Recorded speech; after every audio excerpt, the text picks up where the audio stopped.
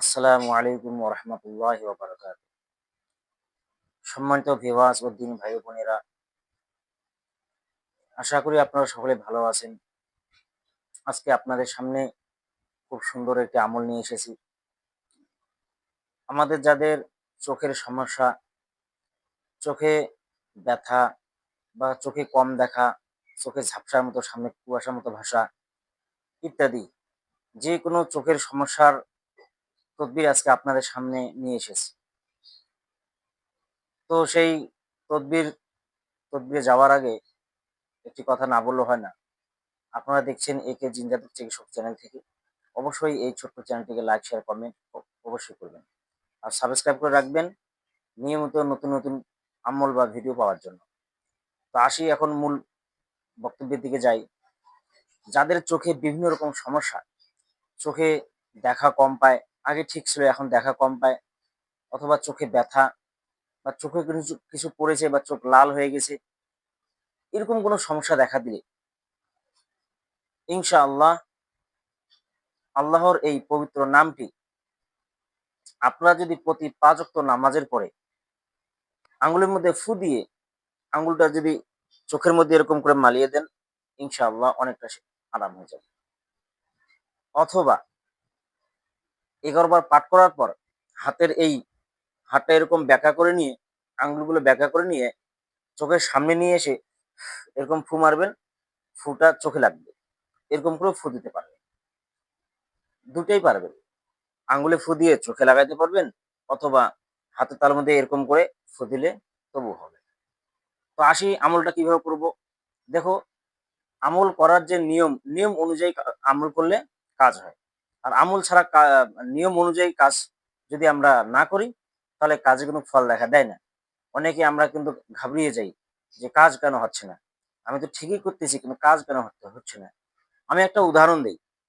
যেরকম আমরা নামাজে দাঁড়াই, নামাজে দাঁড়ানোর পর যখন আমরা নিয়ত বাঁধি, আল্লাহু আকবার বলে আমরা নিয়ত বাঁধি। নিয়ত বাঁধার পর কিন্তু সানা পড়তে হয়।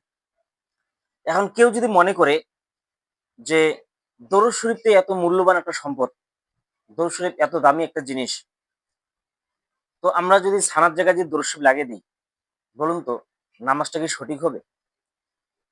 তো নামাজ পড়ার যে সঠিক নিয়ম বা তরিকা, সেটা কিন্তু উল্টো হয়ে গেল। তো সেরকম ভাবে আমরা যেরকম আমল বা কোনো নিয়ম বা কোনো কাজ, কোনো তদবির যে নিয়ম অনুযায়ী বলা হয় সেই নিয়মই করতে হয়।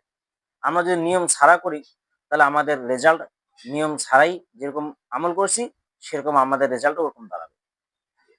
আর আমরা যদি এখলাসের সহিত যদি শুধু বিসমিল্লাহ করে যদি ফু দেই, এর মধ্যেও শিফা রয়েছে। কিন্তু আমাদেরকে সে আমলগুলো করতে হবে এখলাসের সঙ্গে। বিশ্বাসের সহিত এখলাসের সঙ্গে করতে হবে। যে অবশ্যই আল্লাহ তাআলা এই নামের মধ্যে অবশ্যই গুণ রেখেছেন। আল্লাহর এগুলো গুণবাচক নাম। তো দোস্ত আসি সেই ইসিমটি বা সেই কথাটি যেটা পড়লে চোখের সমস্ত রকম সমস্যার থেকে আল্লাহ তাআলা মুক্তি দিবেন। সেই আল্লাহর গুণবাচক নাম হলো ইয়া নূরু। ইয়া নূরু। এই ইয়া নূরু শব্দটি প্রতি ৫ ওয়াক্ত নামাজের পর ১১ বার করে পাঠ করে হাতের মধ্যে আঙ্গুলের মধ্যে ফু দিয়ে আঙ্গুল লাগিয়ে দেব, অথবা হাতের মধ্যে ফু দিয়ে হাতটা এরকম করে ফু দিব। চোখের মধ্যে ফু দিব। তো আশা করি আপনারা বুঝতে পেরেছেন ইয়া নূর শব্দটি আমরা করব। আর এটা খেয়াল রাখবো নামাজ যেন নামাজের মতো হয়। কারণ প্রতি ৫ ওয়াক্ত নামাজের পর যে আমলটি করব। এখন দেখতে হবে আমাদের যদি নামাজ কবুল না হয় বা আমাদের যদি নামাজ না হয়, তাহলে যার নামাজ না হয় তার বাকি আমলগুলো কিভাবে কবুল হবে? আমরা তো সকলেই জানি যে রাসূল সাল্লাল্লাহু আলাইহি ওয়াসাল্লাম হাদিস পাকের মধ্যে বলেছেন, যার নামাজ ঠিক তার সমস্ত আমল ঠিক। যার নামাজ ঠিক নাই তার কোনো আমলই ঠিক নেই। এইজন্য নামাজটাকে আমরা ঠিক করব। আর নামাজ ঠিক করার জন্য কিন্তু আমাদেরকে খাদ্য হালাল হতে হবে। খোরাকটাকে হালাল হালাল করতে হবে। হারাম খেয়ে ওরকমভাবে নামাজ পড়ে আর এরকমভাবে আমল করব, আর পরে আমাদের নামে বদনাম হবে যে আমল দিয়েছে, আমল করেছি, আমলে কোনো কাজ হয়নি। এইজন্য দোস্ত বুজুর্গ, হালাল খান এবং ৫ ওয়াক্ত সালাত সঠিক নিয়মে খুশু এবং খুজুর সঙ্গে আদায় করেন। আদায় করার পর এই আমলগুলি করবেন। ইনশাআল্লাহ, ইনশাআল্লাহ অবশ্যই কাজ হবে। আশা করি বুঝতে পেরেছেন। আসসালামু আলাইকুম ওয়া রাহমাতুল্লাহ।